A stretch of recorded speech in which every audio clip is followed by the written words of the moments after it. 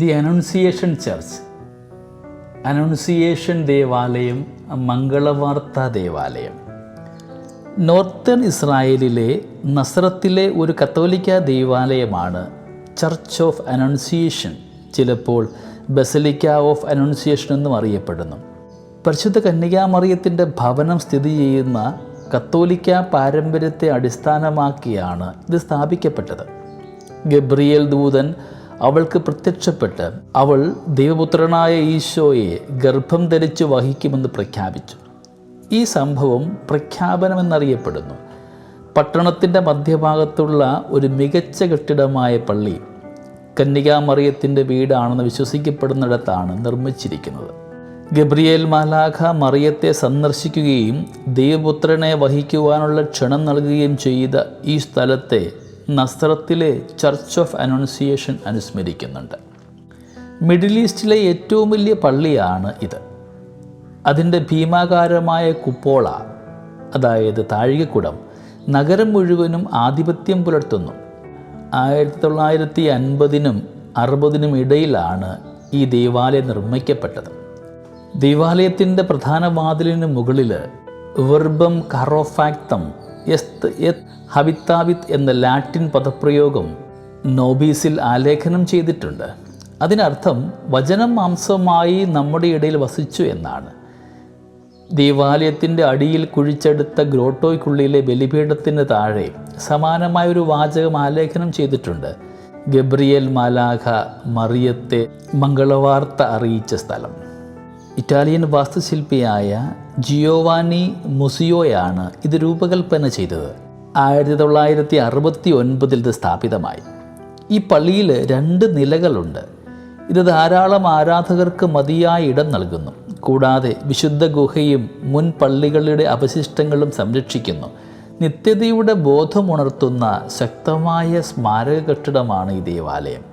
താഴത്തെ നിലയുടെ മധ്യത്തിലാണ് ഗുഹ സ്ഥിതി ചെയ്യുന്നത്. ഈ പ്രദേശം അല്പം ഇരുണ്ടതാണ്. പ്രഖ്യാപനത്തിൻ്റെ മംഗളവാർത്തയുടെ അത്ഭുതത്തെ ചുറ്റിപ്പറ്റിയുള്ള നിഗൂഢമായ അന്തരീക്ഷം ഇവിടെ നമുക്ക് കാണുവാനായിട്ട് സാധിക്കും. പണ്ടുണ്ടായിരുന്ന ദേവാലയങ്ങളുടെ അവശിഷ്ടങ്ങൾ സംരക്ഷിക്കപ്പെടുന്നതും ഈ നിലയിൽ തന്നെയാണ്. ഈ ഗുഹയാണ് ഏറ്റവും വിശുദ്ധമായ സ്ഥലം, മേരിയുടെ ഗുഹ.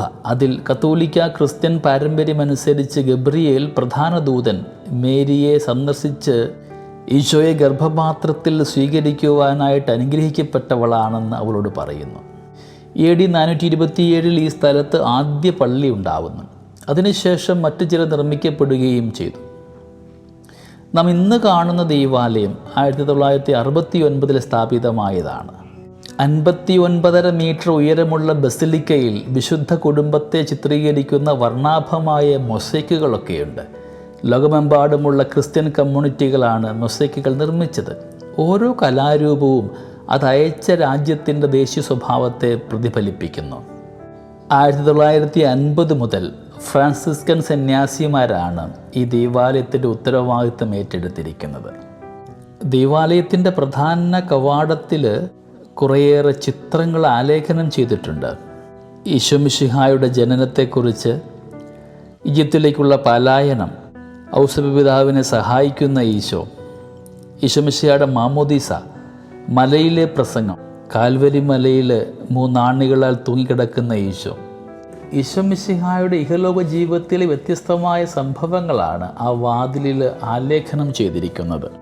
AD 3-ാം നൂറ്റാണ്ടിൽ ഏറ്റവും ആദ്യ ദേവാലയം ഉണ്ടാവുന്നു. AD 4-ാം നൂറ്റാണ്ടിൽ 2ാമത്തെ ദേവാലയം പണിയപ്പെടുന്നു.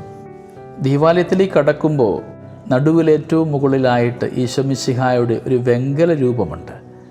പരിശുദ്ധ മാതാവിൻ്റെയും ഗബ്രിയേൽ മാലാഖയുടെയും ചിത്രങ്ങൾ ഈ ഭിത്തിയിൽ ആലേഖനം ചെയ്തിരിക്കുന്നു. കൂടാതെ 4 സുവിശേഷകന്മാരുടെ ബിംബങ്ങളും അവിടെ പ്രതിഷ്ഠിച്ചിട്ടുണ്ട്. ദേവാലയത്തിൻ്റെ പ്രധാന അൾത്താരയുടെ മധ്യത്തിൽ നാം കാണുന്ന മൊസൈക്കിൽ പിതാവായ ദൈവത്തിൻ്റെയും പുത്രനായ മിശിഹായുടെയും പരിശുദ്ധാത്മാവിൻ്റെയും അമ്മ മാതാവിൻ്റെയും ഒക്കെ ചിത്രങ്ങൾ ആലേഖനം ചെയ്തിട്ടുണ്ട്. ത്രിലോകരാജ്ഞിയായ പരിശുദ്ധ മറിയത്തെയാണ് ഇത് സൂചിപ്പിക്കുന്നത്. 2007 ഇന്ത്യയിൽ നിന്നുള്ള വേളാങ്കണ്ണി മാതാവിൻ്റെ രൂപവും ഈ ദേവാലയത്തിൽ പ്രതിഷ്ഠിക്കപ്പെട്ടു.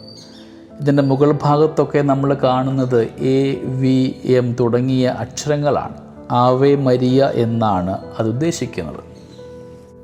നമ്മളിന്ന് ഈ പുണ്യയിടത്തായിരിക്കുമ്പോൾ നമ്മുടെ നിയോഗങ്ങളെയും പ്രാർത്ഥനകളെയും ഒക്കെ സ്നേഹപൂർവ്വം നല്ല ഈശോയോട് ചേർത്ത് വയ്ക്കാം.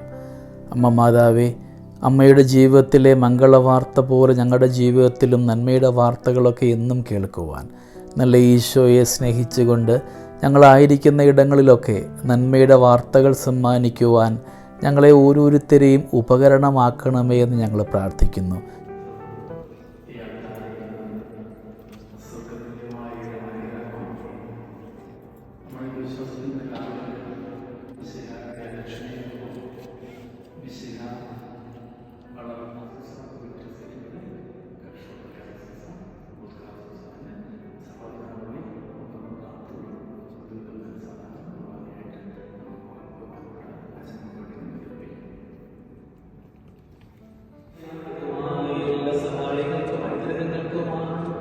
സകല സൗഭാഗ്യങ്ങളും നന്മകളും നിറഞ്ഞ് ഉദിച്ചുകൂടി നിൽക്കുന്ന സഭയിൽ ഞങ്ങൾ അങ്ങേ നിരന്തരം സ്തുതിക്കുകയും മഹത്വപ്പെടുത്തുകയും ചെയ്യുന്നു. എന്തുകൊണ്ടെന്നാൽ എന്റെ സകലത്തിന്റെയും നാഥനും സൃഷ്ടാവുമാകുന്ന പിതാവും പുത്രനും പരിശുദ്ധാത്മാവുമായ സർവേശ്വരായ ശരീരങ്ങളെ ഉയർപ്പിക്കുന്നവരും ആത്മാക്കളെ രക്ഷിക്കുന്നവരും ജീവൻ നിത്യം പരിപാലിക്കുന്നവരുമാകുന്നു. ഞങ്ങൾ എപ്പോഴും നിനക്ക് സ്തുതിയും കൃതജ്ഞതയും ആരാധനയും സമർപ്പിക്കുവാൻ കടപ്പെട്ടവരാകും. സകലത്തിന്റെയും നാഥായ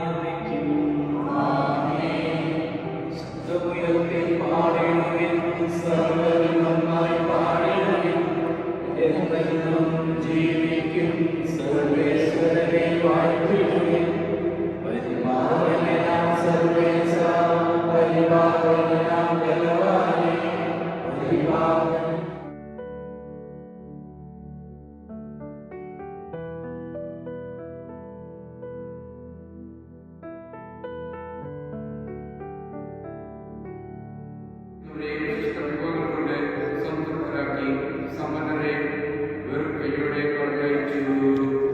നമ്മുടെ കർത്താവായ മിശിഹായിക്ക് സ്തുതി. അവരുടെ ജീവിതത്തിലേക്ക് ഒരു വലിയ മംഗളവാർത്ത ലഭ്യമാകുവാനായിട്ട് ഈശോയുടെ ചൈതന്യമുണ്ടാകട്ടെ. നമ്മുടെ ഓരോരുത്തരുടെയും ജീവിതത്തിൽ സ്വപ്നങ്ങളുണ്ട്. അമ്മയുടെ സാന്നിധ്യമാണ് ഒരു കുടുംബത്തിന്റെ പ്രകാശം എന്ന് പറയുന്നത്. അമ്മമാരുടെ ശബ്ദം സഹായിച്ചതിന് ഇവിടെ സഹായിച്ചുകൊണ്ട് ക്രിസ്റ്റോട്ട് കുട്ടികളെ പ്രവർത്തിച്ചുകൊണ്ട് അവിടെ നല്ല മനസ്സിന് സഹായം ഉപകാരപ്പെട്ടിട്ടുണ്ട്. ഒപ്പം നമ്മുടെ ഓരോരുത്തരും 38 പേര് ചെറിയ എവിടെയുണ്ട്. 38 പേരെയും നമ്മുടെ വാഹനങ്ങൾ സമർപ്പിച്ചുകൊണ്ട് നമുക്ക് ആത്മാർത്ഥമായി വിശുദ്ധതയിൽ ഈശോയ്ക്ക് ചേർത്ത് വയ്ക്കാം. നിങ്ങൾ കൊടുത്ത പ്രാർത്ഥനകളും നാം പ്രാർത്ഥിക്കപ്പെട്ടവരുമൊക്കെ ഈ അർത്ഥം ചേർത്ത് വയ്ക്കാം.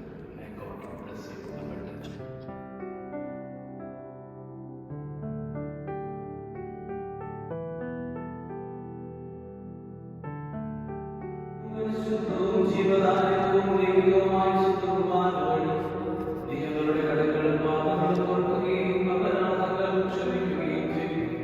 ഉന്നതങ്ങളിൽ നിന്നുള്ള ആരാധ്യമായ വാഴ്ത്തപ്പെട്ടതാകട്ടെ.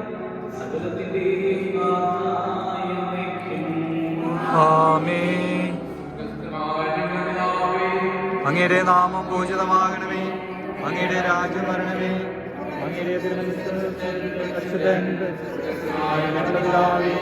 അങ്ങയുടെ സ്വർഗവും ഭൂമിയും നൽകിയിരിക്കുന്നു. അങ്ങ് ഘോഷിക്കുന്നു. പ്രകൃതനായ ഞങ്ങളുടെ പിതാവേ, അങ്ങയുടെ നാമം പൂജിതമാകണമേ. അങ്ങയുടെ രാജ്യം വരണമേ. അങ്ങയുടെ തിരുമനസ്സ് സ്വർഗ്ഗത്തിലെ പോലെ ഭൂമിയിലുമാകണമേ. ഞങ്ങൾക്ക് ആവശ്യമായ ആഹാരം ഞങ്ങൾക്ക് തരണമേ. ഞങ്ങളുടെ കടക്കാരോട് ഞങ്ങൾ ക്ഷമിച്ചിരിക്കുന്നത് പോലെ